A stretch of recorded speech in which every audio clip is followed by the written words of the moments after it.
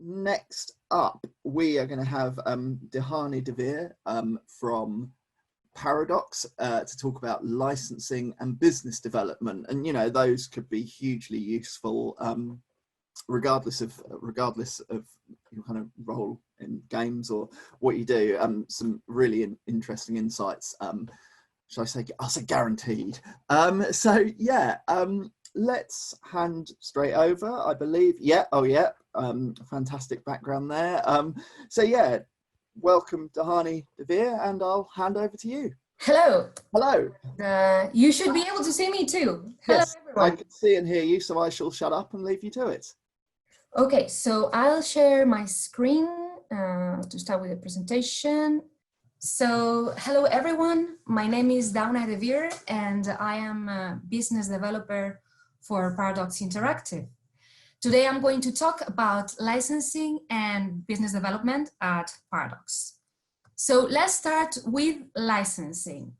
Licensing is funneled, all of it, through a specific department that is of quite recent creation at Paradox. Among other things, it is not our core business because, as most of you know, Paradox develops games, publishes games, our own games, and also other companies' games. So that's the core of what we do. But now, since a couple of years back, we've opened this specific team for licensing, and I'm going to explain why. First of all, I want to say that licensing, that's business development, but that's not the only business development that happens at Paradox. So there are other pieces. I'm going to talk about business development in licensing because it's the most unknown thing that I think that we are doing at Paradox, and I think it's good to shed a light on it. So licensing is divided into various segments.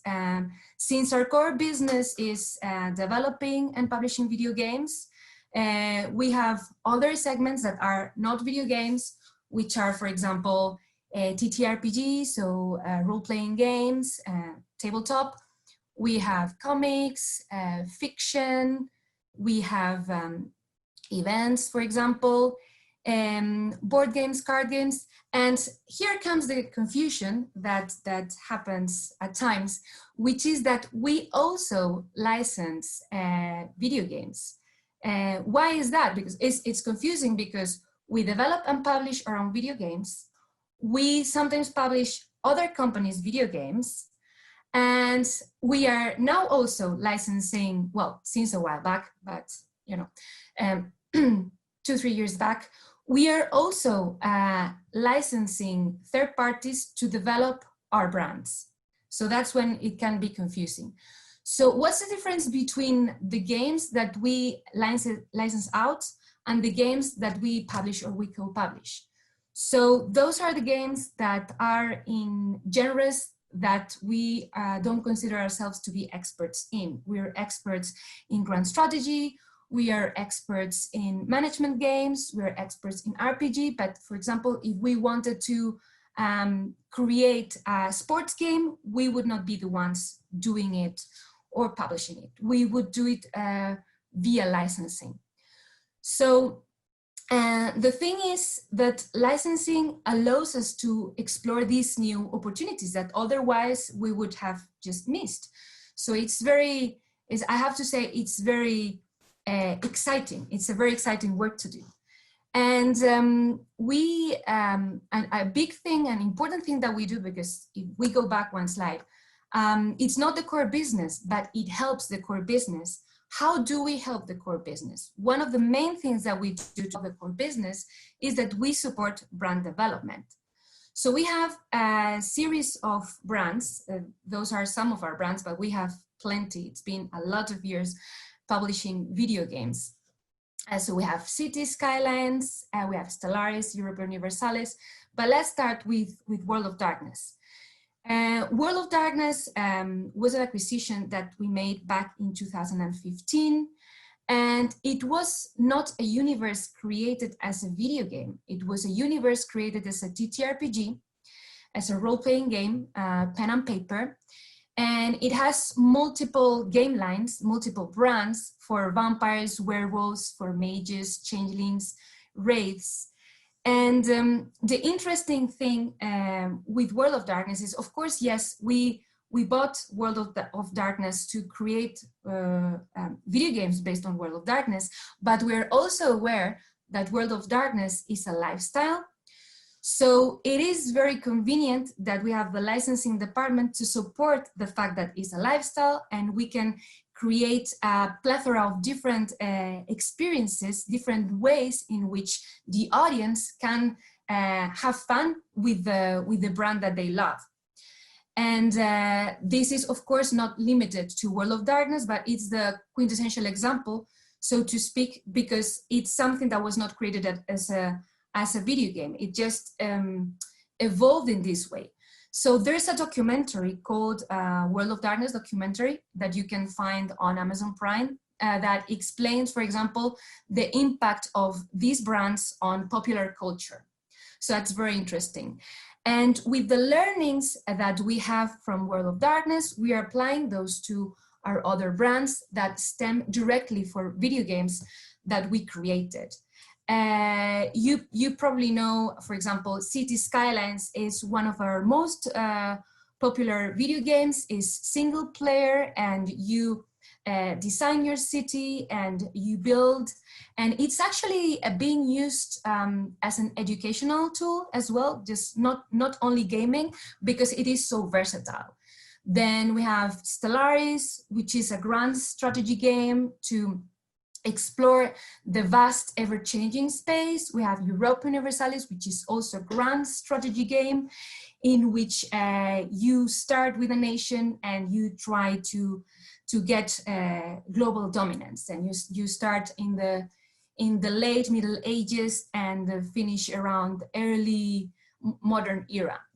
So so we're applying all the things that we've been learning from the lifestyle that the World of Darkness is to these other brands. And licensing is helping provide, for example, we're releasing, of course, board games and for Europa Universalis and card games, and more things will be coming for the different brands that we have.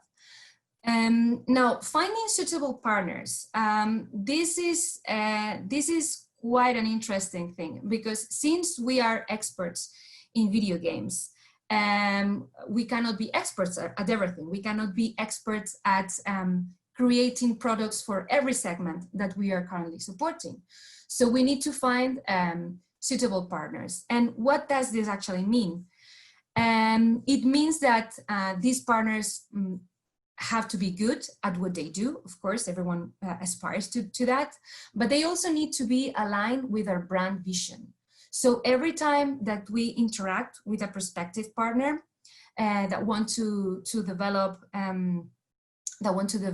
a product based in one of our brands, following the licensing model, we share with them brand guidelines for them to read and absorb, and then they can present a pitch to us that then we review to see if they have understood our brand vision, if they have included the pillars into the pitch, and you know, if we're going to be able to work well together creatively, right? Because we also have to be able to click.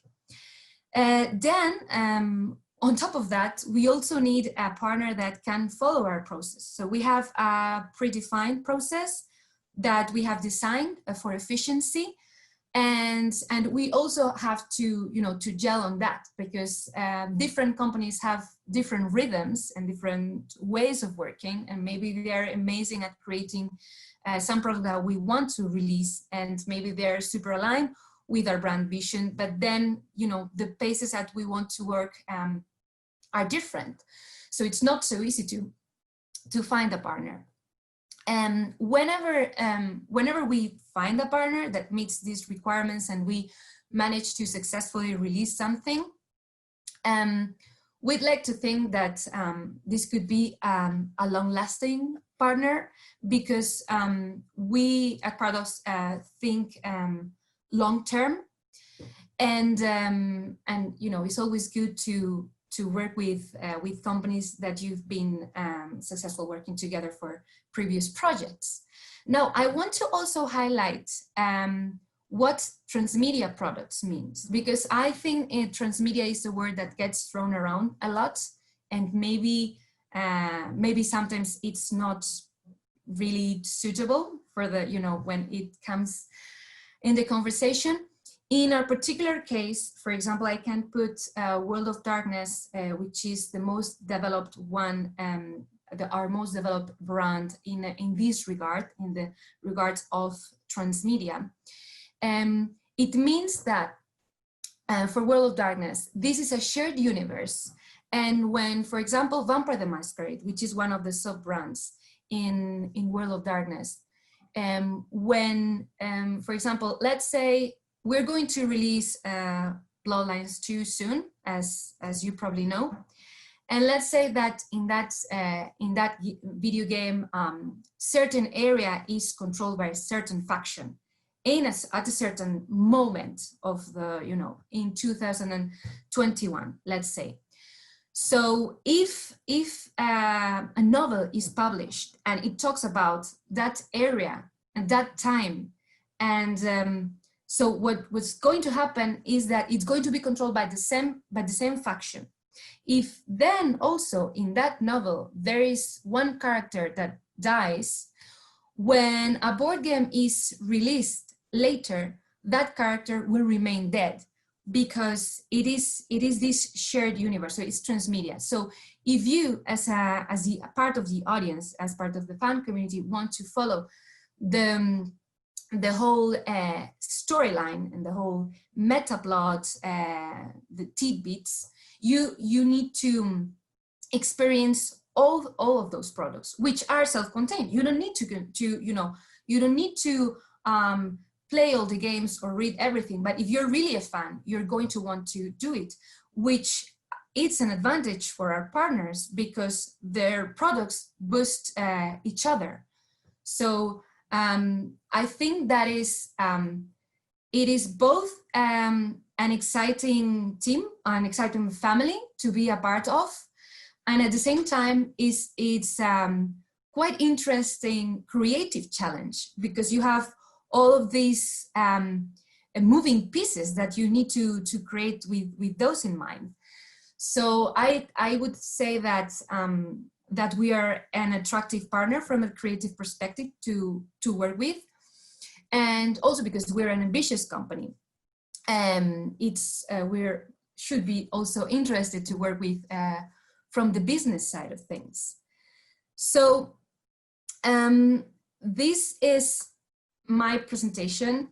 You may have some questions. I can go deeper in some of the things that I mentioned, because I've gone like super quick, but that would be all from me. Like I can go deeper in something if someone says, please go deeper in how's that process, or please go deeper in how long since you first get in touch with this potential partner till this partner is approved and they start working, like things like that. I'm here to answer. Fantastic. Yeah, I mean, I'll use this as an opportunity. We do have, we have 15 minutes left. So we've got one question coming in. So I will just put out a call to our lovely audience. We've got 2 questions coming in. More of that, please, just in case you missed it. You can use the little Q&A button below the presentation on Zoom. We've got a couple coming in. And I'm actually going to start with, I'll answer by, we'll tackle both. I won't answer them. That would be no help to anybody. We'll tackle both of the questions, but I'll start with the one that simply asks, please go deeper into the whole negotiation process. How should a team start now? That's a very broad question. I'm sure we could. It is certainly broad. Talk to an hour about, but yeah, some more on that would be absolutely fantastic. Yeah. Okay. So for starters, it depends on the segment that we're talking about, because of course every segment has its own baselines as to how things work. I mean, maybe you could, if you want to say like this specific segment, and then I can go deeper on that. But I can say that, first of all, we're very friendly, we're very open. And it's basically, we get a pitch, either a full presentation or just an email with an idea. And then we get back to you as to how we could, like, and when I say we, I say the biz dev team. We get back to you to help you polish your idea and your pitch, so that it becomes adequate to present it to the corresponding brand team, so that we can both approve it from the business side and from the brand/creative side.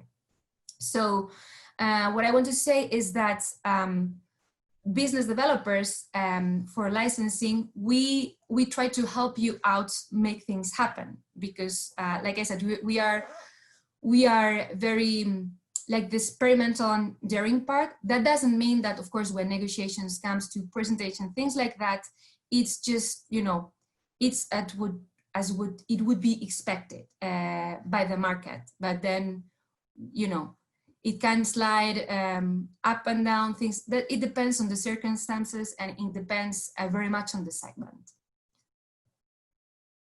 I'm not sure if that answers your question.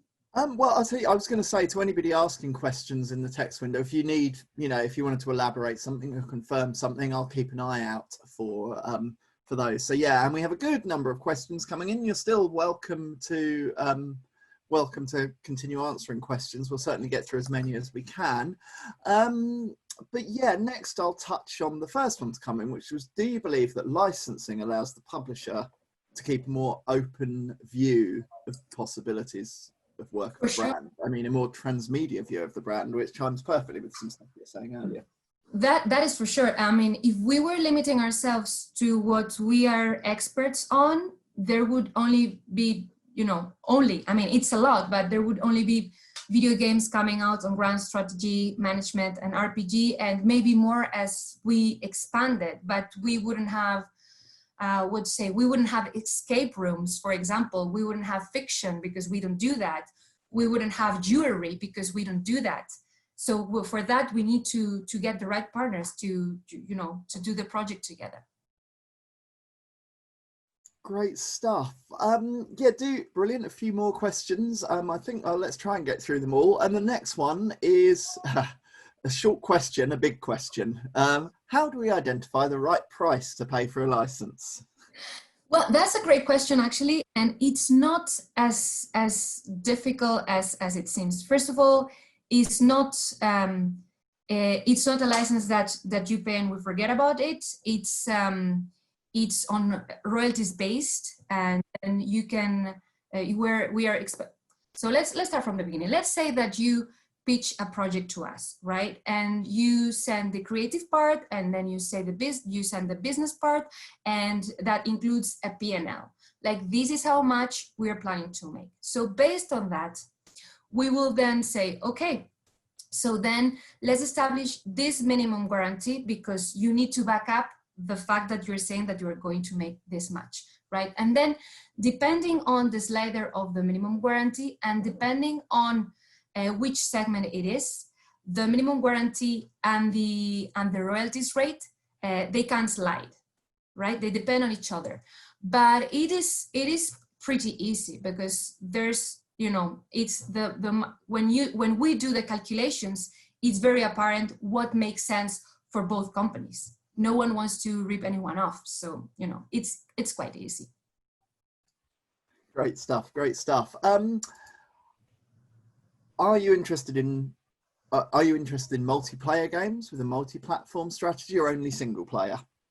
Oh, we are interested at licensing. We're interested in everything.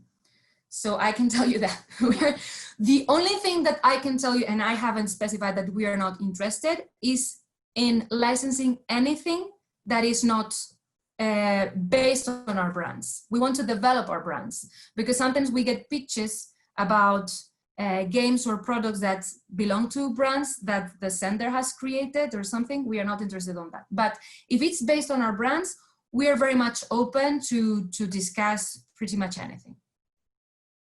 Great stuff. Let's have a look. When a team comes, I guess this is a chance for you to clarify another one. Similarly, I believe would be my guess. When a team comes to you, do they need just a transmedia pitch or some prototype and a product that's ready in some way? So, I mean, the more that we can see, the better. But it's not definitive. It's not like if you're coming with a prototype already, we're going to be more inclined to approve it. It's just that we will have more facts, more data, sorry, to move faster. If not, then that's included in our process. Like if you have like a regular pitch and you don't have still a prototype, it's that our process that is reflected on our contract would set the window. So maybe we sign, but you still need to deliver on what we agree. So the prototype is a great help to make us decide, yes, we can go with this company. It's not essential, but it always helps. Interesting stuff, really interesting. Another one on the transmedia side of things, which is, you know, it's interesting to hear this being talked about again. When dealing with transmedia, what is your approach on marketing new products that are beyond your expertise? Because I guess that's the nature of the beast with transmedia, right? Is it might involve embracing relatively anything. So we offer full support to our partners that are that are in our family, in the sense that if you are going to release a product that, let's say, because I know that we have like this, everyone thinks, well, if it's not a video game, maybe they are going to forget about me and about marketing me, but that is not the case. Like I mentioned before, for example, for World of Darkness, since it's the best example right now, since it's the ones that we have developed more as a brand and as a transmedia brand, we support equally all of the partners, because every product is part of the universe and every product adds.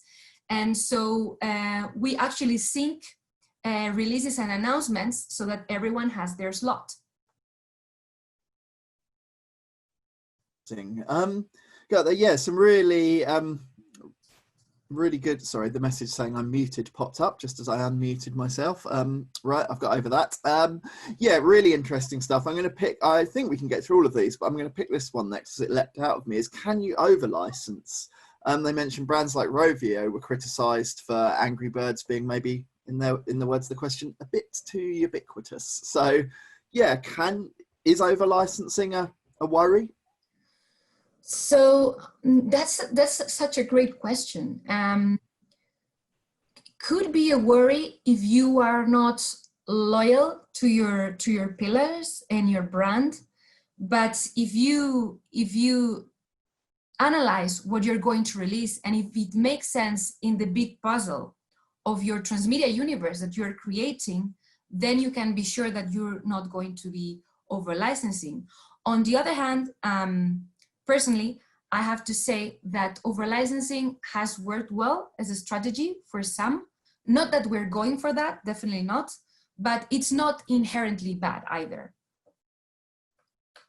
Great stuff. Yeah, that was a fascinating answer, fascinating question. That issue of over licensing is a really interesting one. We've got lots of content to fill whole hour talks for next time. Someone else has asked, can you expand more on a typical license deal? What or how much should a game license holder realistically expect to recoup? Do they mean from the minimum guarantee, from the initial investment that they made? What to recoup from where? Yeah, that question was, I believe, anonymous. So if the person Can you expand more on a typical license deal? What or how should a game license holder realistically expect to recoup? Yeah, if the person that asked that question could elaborate on that. I mean, in the meanwhile, I Yep. can say that, for example, the minimum guarantee that we establish is always recoupable. Like it's always, so then you recoup it and then you start paying royalties. So I think that's pretty fair. Maybe that was the question. Maybe that was a different question. Yeah. And just to say to the audience, I mean, well, you're clearly getting some fascinating, you know, very practically useful answers, and we've definitely got time for a couple more questions. Another anonymous question asker saying, have you any particularly interesting case studies of licensing a game brand to another game developer? Of licensing a brand to another game developer. Oh, so, but the regular cases, like we have a brand and we license it to another. I mean, we have several interesting cases. We are, because we do quite a due diligence of selecting our partners. Then we have success cases that are like super interesting, and then cases that we're still waiting for, you know, to happen. Just recently, we have announced, like earlier this week, Raid the Oblivion Afterlife, and everything. This is one of the things that we wouldn't have been able to do if it weren't because of licensing. Because okay, we could potentially do that type of game, but never if it's VR, because it's not only about the genre. In the case of licensing video games, it's also about the technology. If it's something that's super out there and we are not experts, then it's a good case for licensing. So I cannot right now recall any particular example that I would tell. It is brilliant for you to show you this something, but what I can tell you is that we are pretty happy with our partners, and all of the cases are actually interesting to follow. What can I say? Yeah, yeah, no, fair enough. And I'll just give our audience a question to ask, maybe one more. There is somebody looking for insight on hair dyeing tips, but I'm not sure this stage is the place for that, although they have been very complimentary about the background wall colour. But I think we will skip on that one, as we're here to talk about licensing games. One more has come in. Excellent. You mentioned a good relationship with the partner is important. Can you give us an example of a situation? And you don't have to be specific, of course, whatever allows you to kind of talk about it most freely. An example of a situation where a difficult developer made closing the deal hard or impossible. So when, for example, when potential partners are not responsive, for example, because sometimes the window of opportunity just passes because we need to coordinate so many moving parts. If you're not responsive, then you might lose like the window of opportunity that there was for that particular project. It all depends on the segment, of course. For some of them, like the window is way bigger, but for some others it's just like very. So I would say be responsive. I would also say be kind. Being kind is a very nice thing to do to everyone. And also, if we ask a question, please answer the question and go straight to the point, so that we can see that you're efficient and that we can have a good business relationship moving forward. Fantastic. And yeah, I think that's a really nice point. We are out of time now. A good question has come in, but time has run out. And I think that, yeah, it's a nice point to end on, that point of being kind, being thoughtful, being human, right? Those are not just nice things to do. I mean, it's great they're nice things to do, but they can also be very important. They're tools that are powerful in this process. So yeah, we shall leave it at that. Thank you so much for your time, the effort of preparing that, your insight. It was really fantastic. Thank you for answering so many questions. And yes, I just want to say thank you so much. And if anyone else has any additional questions, feel free to add me on LinkedIn, and I can answer your questions there. Excellent. I mean, yeah, thank you so much for offering people to do that, because yeah, there were those couple more questions that were good ones. So yeah, great stuff. Well, yeah, really appreciate your generosity with being part of the conference, and yeah, I will free you. You can leave your stage now. Thank you very much. Thank you so much. Cheers. Bye.